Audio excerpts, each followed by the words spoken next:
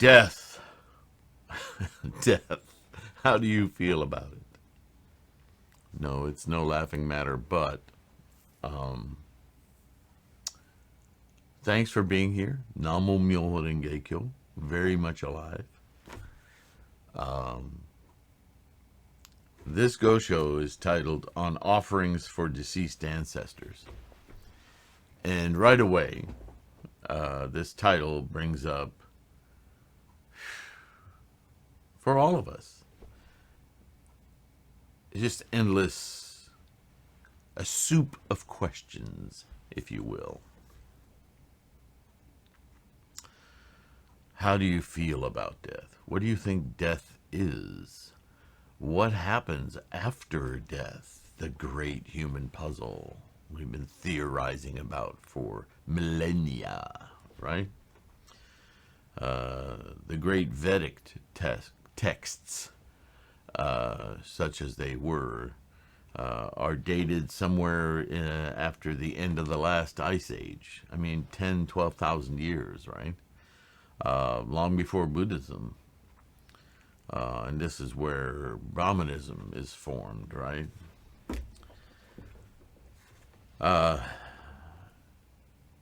Just the incredible variety, if you do any study at all, beyond the pedantic religions of the world that we're all so familiar with, even Egyptology,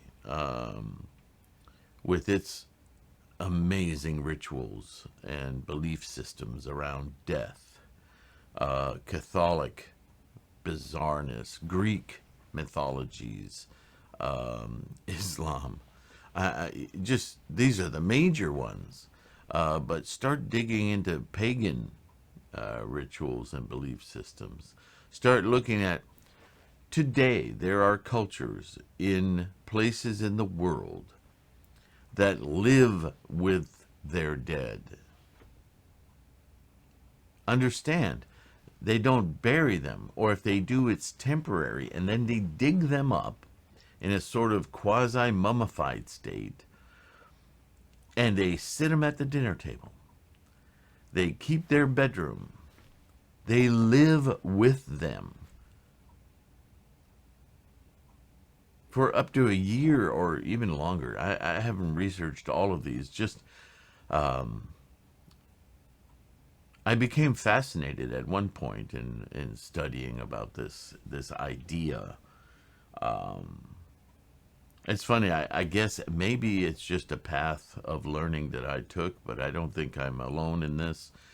Once you become disillusioned with something that has been pounded into you from a young age, where you never really thought alternately, because this stuff is just a given. You grow up, quote unquote, with it, and so it's normalized for you. That's the way you think, until one day you don't. Until one day you go, but wait. Something is nonsense here. Something doesn't make sense. And all the reactions and everything. But for yourself, you need to study. You need to either prove to yourself or disprove to yourself what it is that seems to have been so firmly wedged into your brain, right? Well, congratulations, because that's Buddhist practice. Buddhist practice is, you could look at the entirety of Shakyamuni's teachings as that very effort, and teaching it to others, how to drive a wedge into what you think you know, and figure out what there is to know, and then know that objectively. Because what we think we know is exactly what those words imply. Those thoughts are constructs, and those constructs are based on mimetics, copying one thing to another. They're not fundamental knowledge. They're accrued knowledge. They're accrued from outside sources. They're not internally developed truths. And unfortunately, this is where human beings live, have lived for thousands and thousands of years. So Buddhism is truly a radical way of looking at how the mind works. It looks to overturn everything we think we know into knowing what knowing is, so that we can understand that knowing is only a partial, granular, affected, influenced experience. So what is authentic experience? That is what the Buddha world is about. Having authentic, unfiltered, uninfluenced experience. That is clarity in Buddhism, knowledge, Buddha wisdom in Buddhahood. That kind of knowledge, not affected with an A, but genuine, current, in this moment experience, clearly the experience of this process, not its resultant crumbs that we accrue into something we think we know. What is knowledge, right? So we get into epistemological theories and so on and so forth. Buddhism tries to just eschew all of that, give you a direct experience. Myoho Renge Kyo.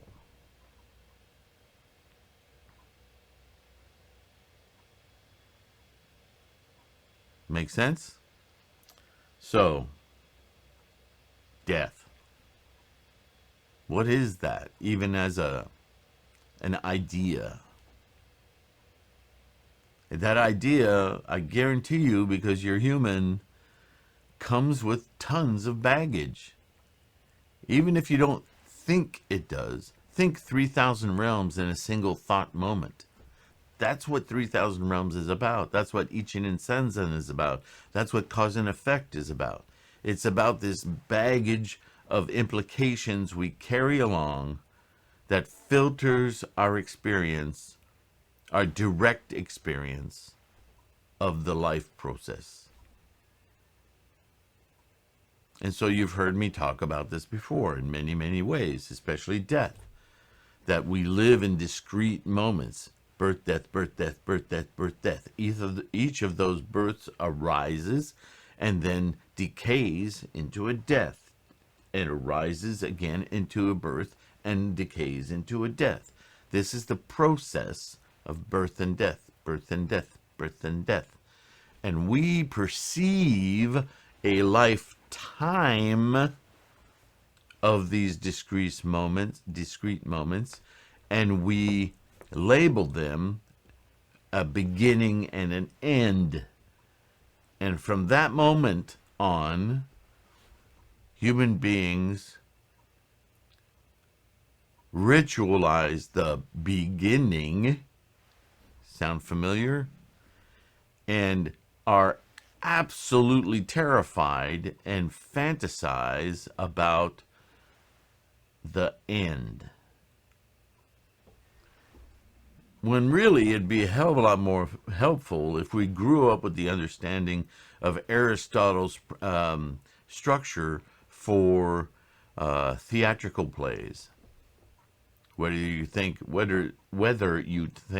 movie here, or storybook, or adult novel, or whatever form of storytelling, if we understood our experience of life as a story rather than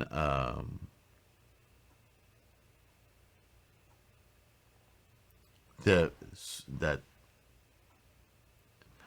story, the description of story is another way of describing a beginning and an end. There's an act 1, an act 2, and an act 3, right? There's a development of a story, there's the playing out of the story and the plot, and then there's the resolution and ending. Even that is a kinder, what I mean to say, idea of conceptualizing a human life. But the Buddhist idea says, no, wait, scratch all that. Stop thinking that way. Forget beginning, forget end. Remember in the last video I talked about eternity. What is that? Because it all happens right here. Birth, death, birth, death, birth, death, birth, death. Now. Buddhahood, Buddhahood, Buddhahood. Eternity is in this moments. I just had 3 zillion of them. Moments. Beginnings and ends. Births and deaths. Birth isn't the beginning. Death isn't the end. They are simply different colors of the same ongoing process that's always ongoing. It's like saying that when you turn a light bulb on, that's the beginning of photons. No, it's not. It's just a utility, a device that we've created that can excite some electrons and free some photons. That's not the beginning of photons. It's just that we've harnessed a tool to allow photons to be, and then when we turn the power off to it, photons still exist, but that device is no longer instantiating them. So think of human life or plant life or earth life or this universe life as turning on a light bulb. It isn't the beginning or end of anything. It's a device of perception.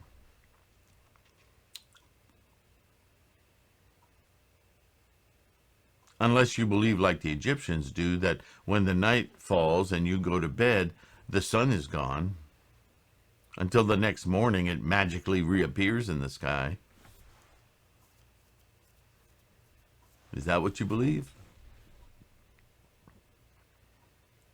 The sun's always there and the earth's always there. It's just that it's out of our perception for a few hours.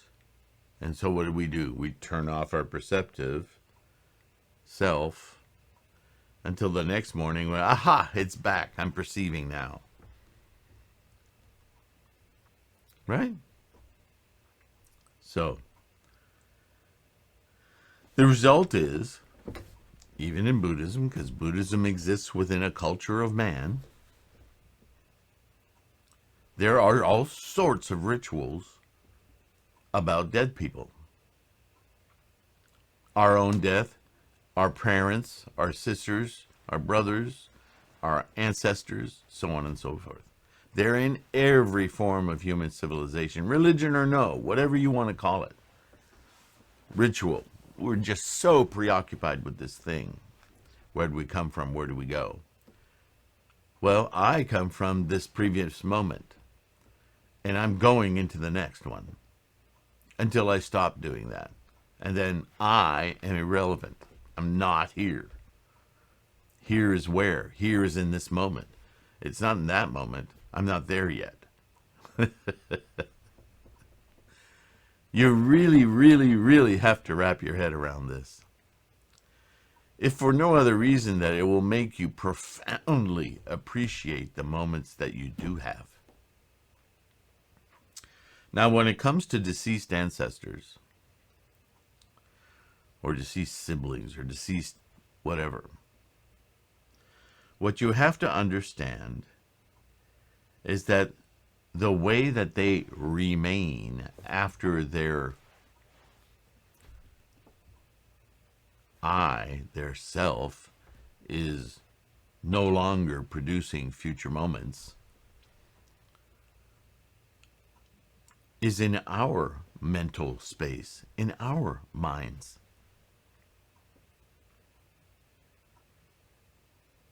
And so when we read it, and Nietzsche is going to refer to several stories in the Sutra and stories in the Brahmanist texts that go way older than Buddhism. And he's going to demonstrate this fascination. And he's going to do 2 things. One thing that will become evident in this is that he will reference this to your own mental state. And in the context of Buddhism, that is whether you're a voice hearer in the world of learning, whether you're Hinayana, Theravada, Mahayana, early Mahayana, provisional Mahayana, esoteric, full Mahayana. These are states of mind, states of knowing.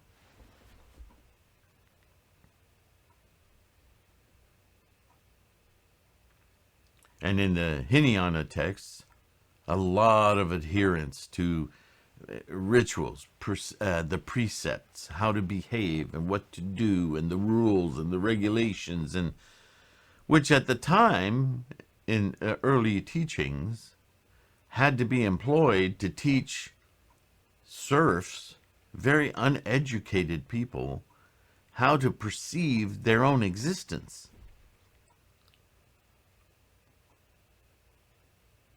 Probably wouldn't have to spend a whole lot of time teaching them how to be hungry. There's or horny, right? Sex, food, shelter, kind of like built in, primal things. But how to recognize how our minds and bodies are independent and interrelated in those issues, that would be really difficult. How do you control your urges with responsibility, with joy rather than deprivation and suffering and crying about it, right? So you can see why these would be important lessons early on. But at some point, one would hope that human development over time would make those lessons far less important, far less life-changing, to the point where they're hardly necessary to spend any time on. They cease being, they're now interesting things to discover and know about yourself, but they don't require multiple annals of time in a sequestered, cinder block building, contemplating your own navel in order to understand. See, these are the levels of Buddhism, right? So it's pill time. I will be right back. Had to take some pills, medications, lest I torture my future moments.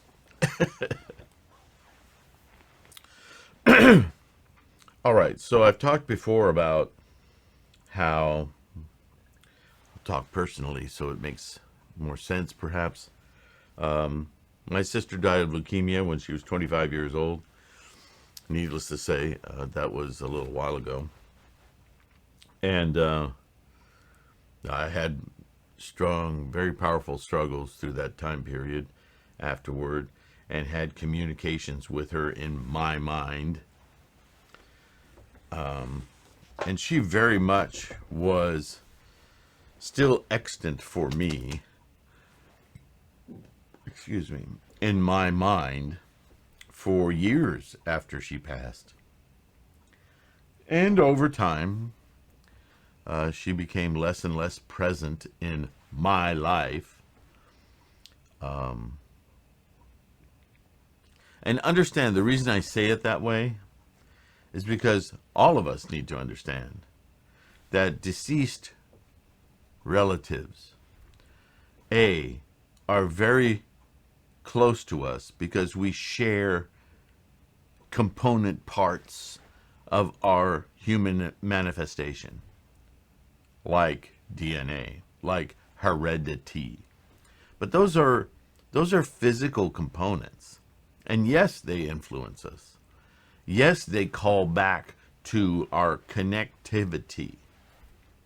Right? Remember I said birth is three things. It's you, the entity you, the entity mom, and the entity dad, or the entity egg and the entity sperm, combining with their karmic energy with yours now instantiating into human form. Look at it another way. The mother and father are responsible for your flesh and organs, but not your mind.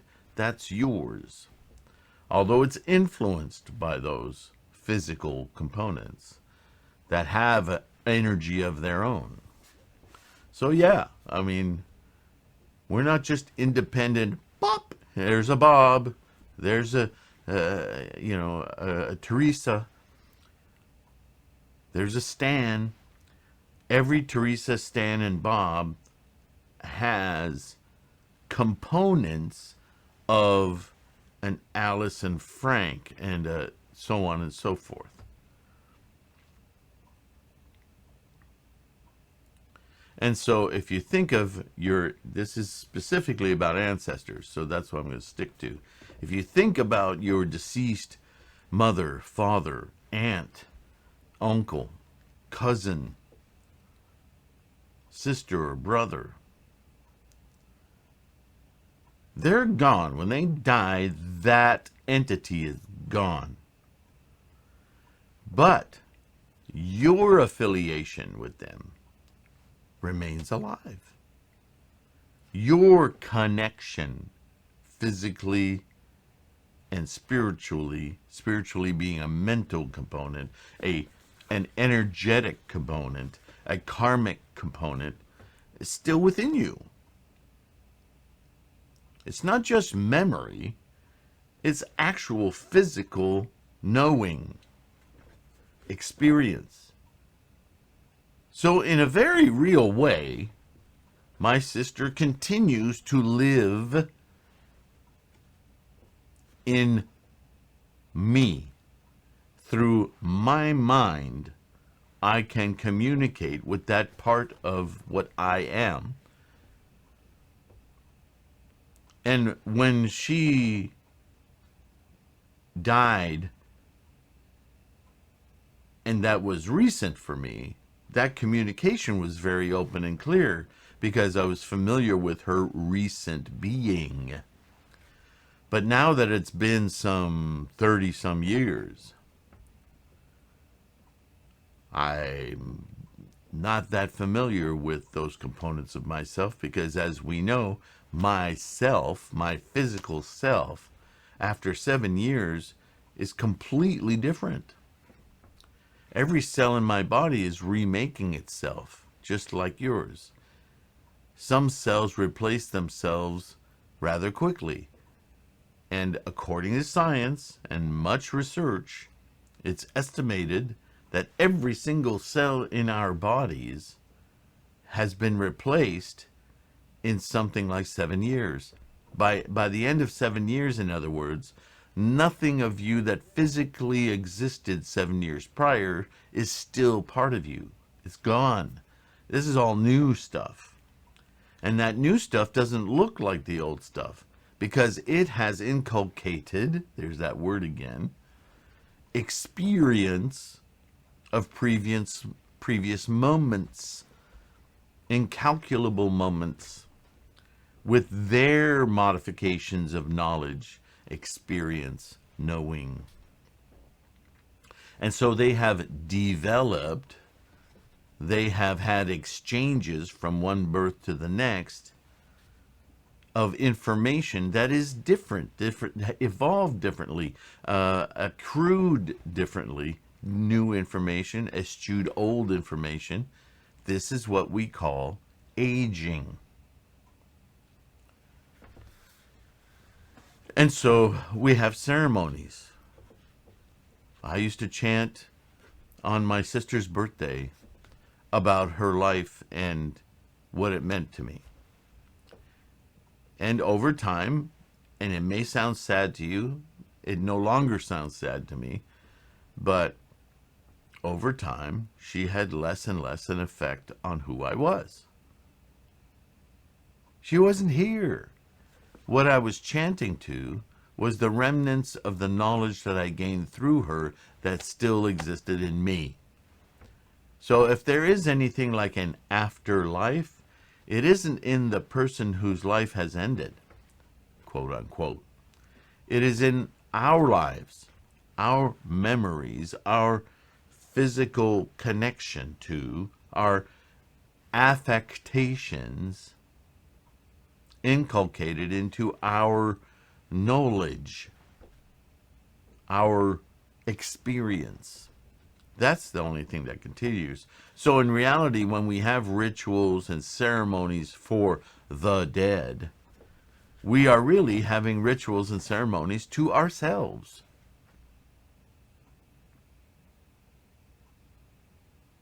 The more you practice Buddhism, the more clear this becomes. And lest you start to feel guilty about the selfishness of that, understand that that is a natural process of samsara. Don't beat yourself up about it. Just know what it is.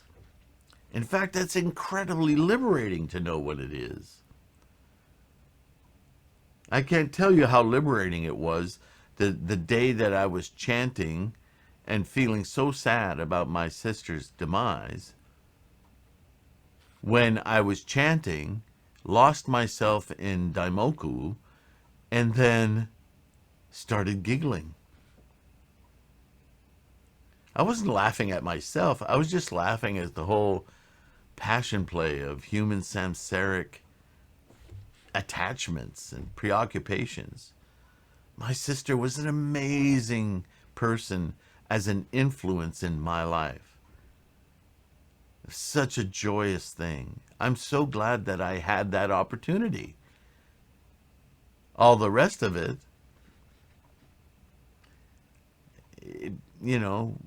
kind of makes you sad about how we beat ourselves up for something so natural.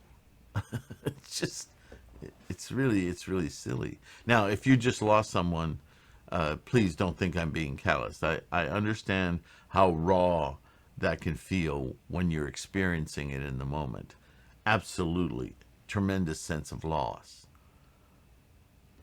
So please, I apologize if you feel offended. Of course, right away in my mind, I hear my little professor going, but if you're offended, it's because you're taking it. I'm not offering it. I don't mean to offend anyone. So if you feel offended, please stop doing that.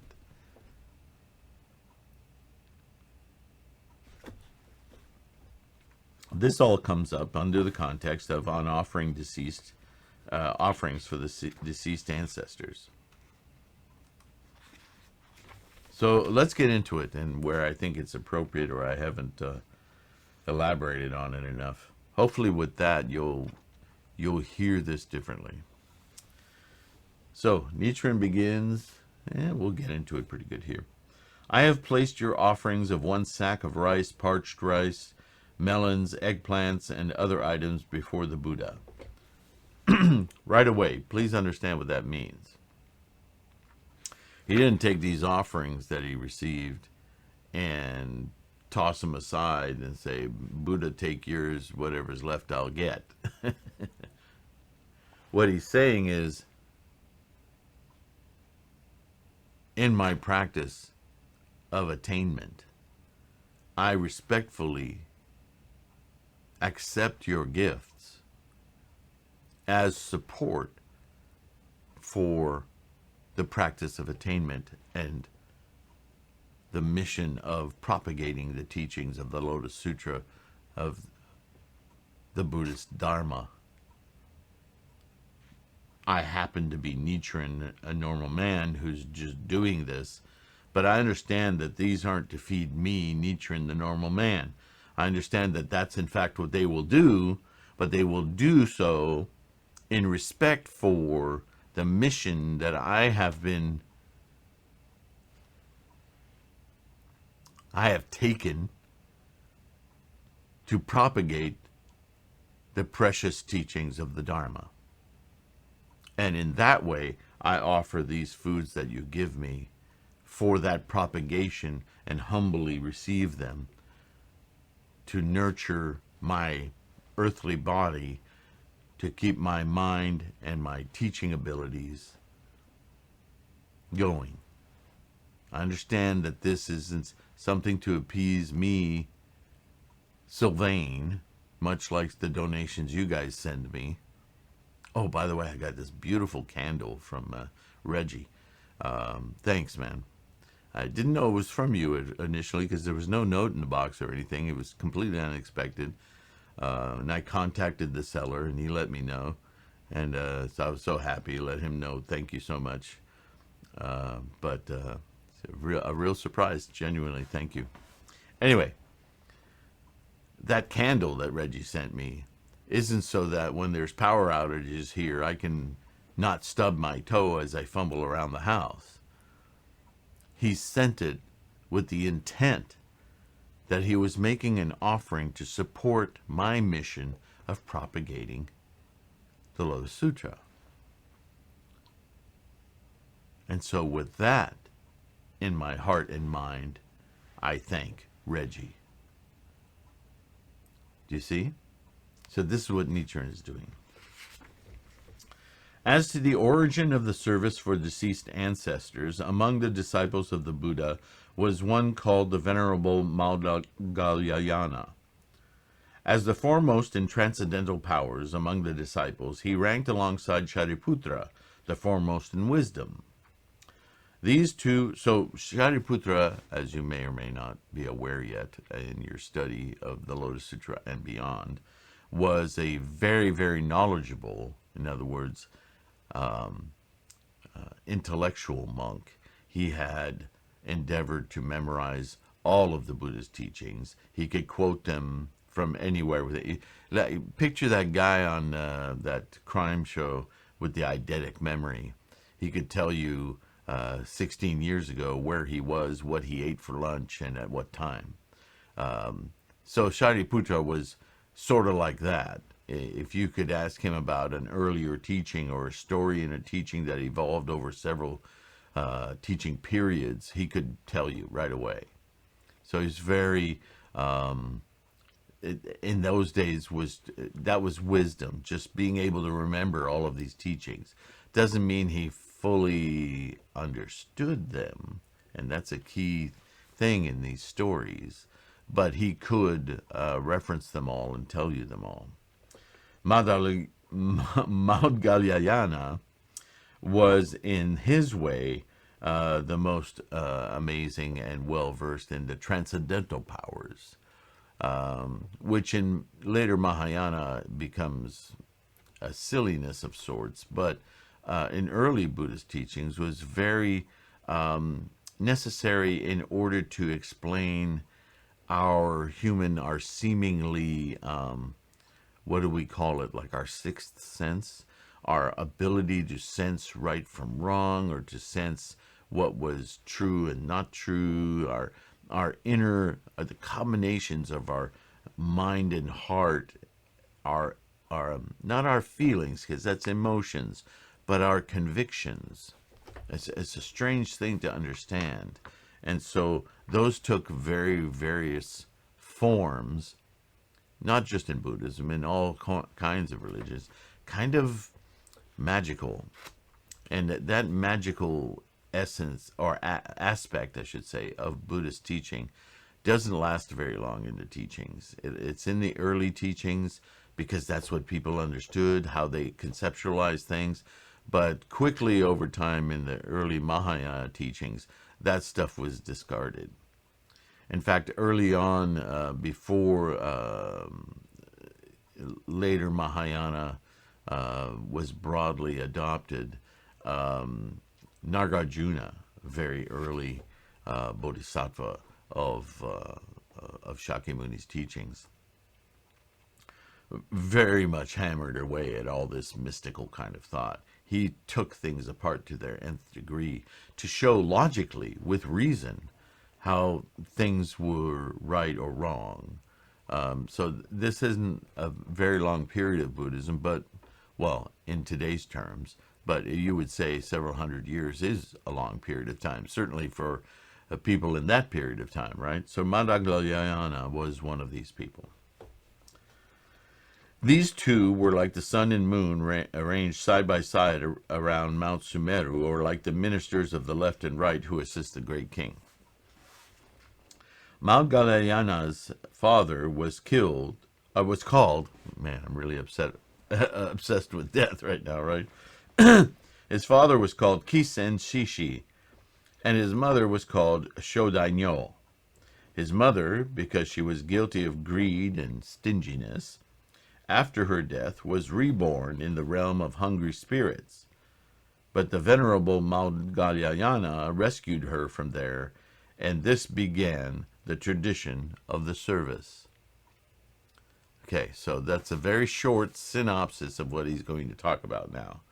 But I desperately want you to understand that she lived a miserly life, a life of denial, of stinginess. And you can have one of those, but, we'll save the rest for whatever. Greed, give me more, more, more. So if by saying his mother, she was guilty of these slavish cravings, her habits in her life were to be greedy whenever there was an opportunity and stingy about sharing, then she passes away, so that after her death she was reborn in the realm of hungry spirits. Was she, the mother, reborn? No. There's no reincarnation in Buddhism. She was reborn in Madhyalayana's mind. He continues to have a mother. When my sister died, I continued to have a sister, but she wasn't a sister like this. She was a sister in my mind. That relationship hadn't ended for me. She was dead, but she continued to live. So how do we say continued to live? She's reborn in a way, not as the physical. Her name was Diane. So Diane is gone, but the memory, the construct, the idea of Diane now is reborn or continues to live in my mind and the mind of those who knew her. For each of them, she's reborn. She's reborn because she no longer exists as a physical form. She now only exists as a mental form. That is a rebirth. Also, our lives are discrete, moment to moment, births and death. At some point, Diane died. The next moment did no longer occur for her. Her being the I, the self, the ego. But the next moment did occur in my mind of Diane-ness. So for Madhyalayana, his mother was reborn in the realm of hungry spirits because now he's categorized her. He's already removed her from being a human who touches his face, and she now becomes an entity representative of an unsatiated person. And from this is where Madhyalayana will now center his guilt, his broken attachments, which are really reinforcements of attachment, to mother, a woman who lives in hungry spirits. That's unfortunate because that means that he's chosen to remember her for her negative aspects and laments the loss of her nurturing aspects, which he let go when she stopped rebirthing, when she died. Do you see how this works?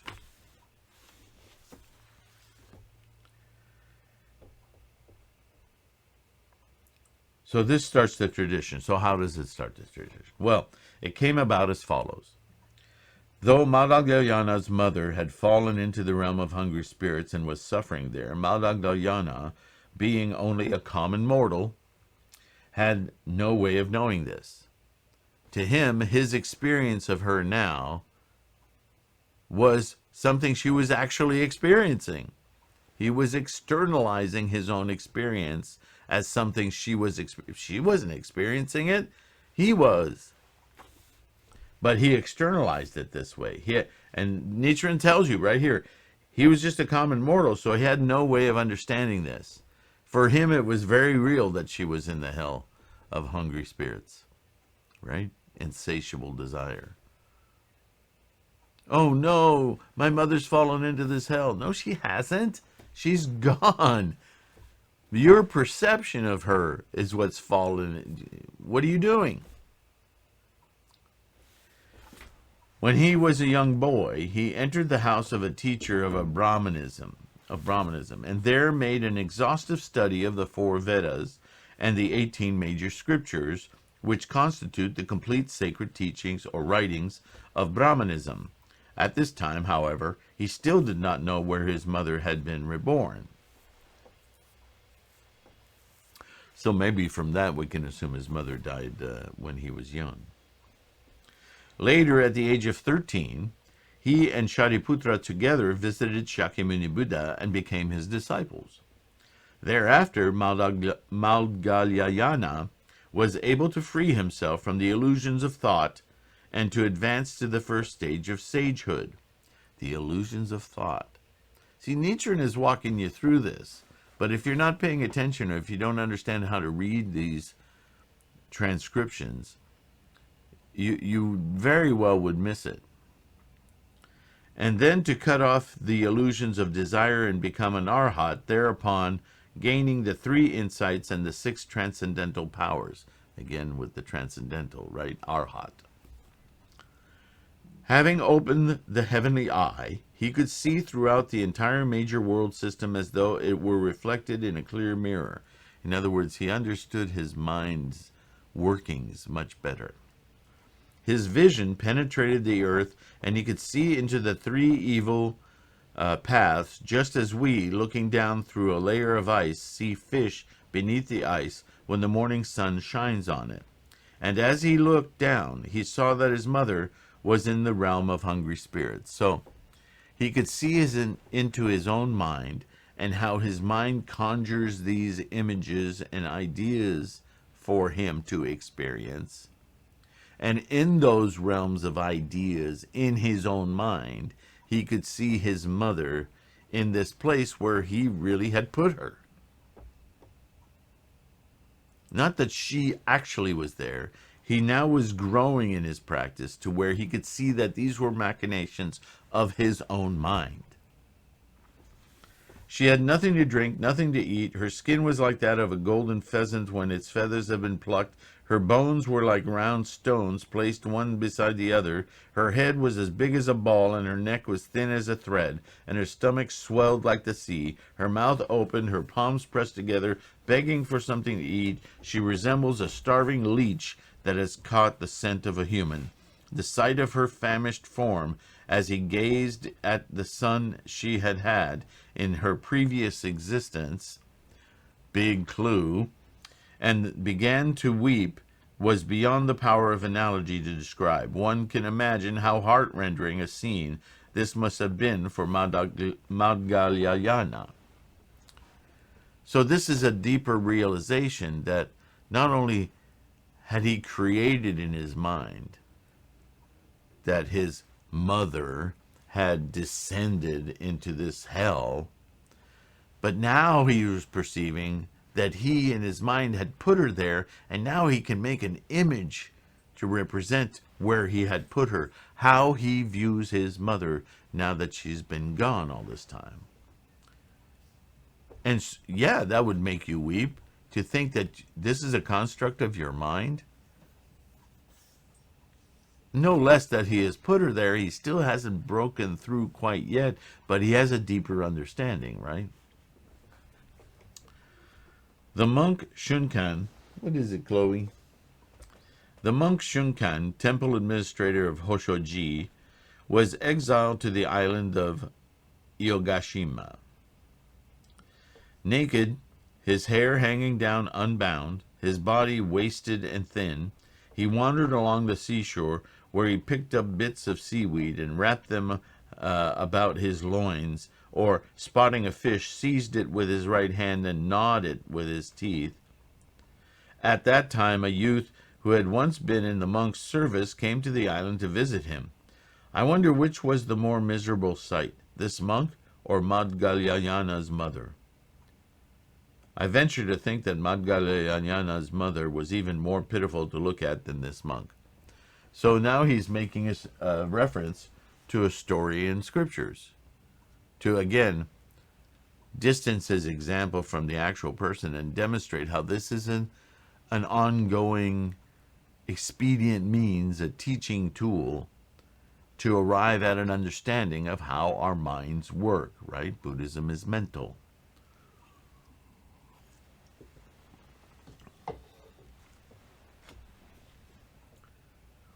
The Venerable Madhgalyayana was so overwhelmed with pity at the sight of his mother that he immediately employed his great transcendental powers and offered her some rice. His mother was delighted, and seizing some of the rice in her right hand, while concealing the remainder in her left, because she's stingy, she stuffed the rice into her mouth. What should happen then but the rice changed into fire and began to burn. It burst into flame as though a bundle of torches had been lit, and his mother's body crackled and burned. Wow. This kid's dealing with some guilt, isn't he? So on that suspenseful note, I'm going to pause, and we're going to end this video and continue. But I hope you see here the colorfulness and the visceralness, really, of how we Buddhists teach. It can be a bit off-putting at times.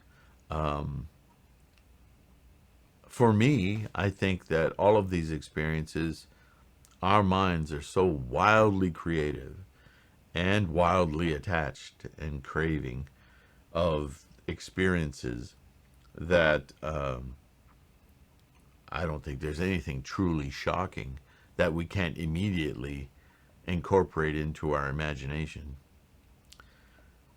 But attaching emotional attachment to these things can be quite traumatic. We've all done it.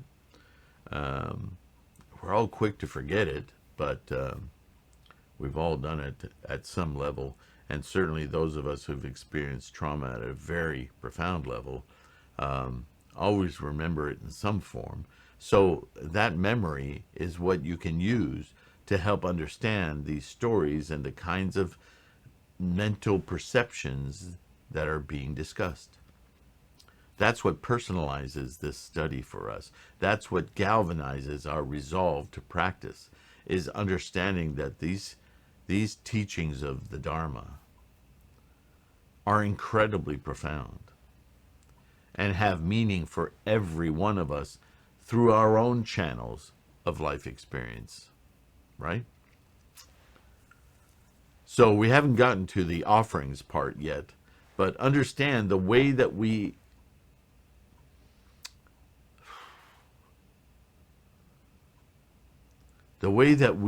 assemble our perceptions of death for others, as well as their reflections of how we see our own deaths, and how much it controls our experience of life. And we got to change that. And we are. Namo Myoho Renge Kyo. And so the next part, we'll learn a little bit about where these rituals started, where they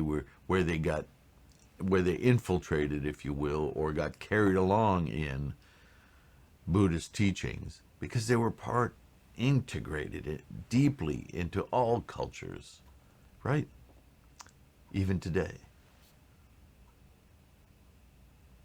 So I look forward to seeing you in the next one. Thank you so much for being here. Thanks, Reggie, for the candle. And John, you've sent me. I've talked about John before. All of you, whether it's a $5 donation or more, whether it's through Patreon or directly through my PayPal, all the links are in the panels at the front and end of this video. They're all certainly on my website at threefoldlotus.com. A free resource. Make use of it. I've got loads of stuff on there. Probably some stuff I should get rid of by now. So I'm no longer delving or teaching in the martial arts, other than the spiritual side of things, the mental side of things. So there's stuff. That site's been up a long, long time. So probably could use some revision. And if you see anything on there, that's an excuse to email me. Let me know. That's something that should be shifted or removed or not relevant, or maybe spawns other questions about Buddhism or martial arts. Talk to me about Qigong. Anyway, Namo Myoho Renge Kyo. Thank you. We'll see you soon in the next one. Bye-bye.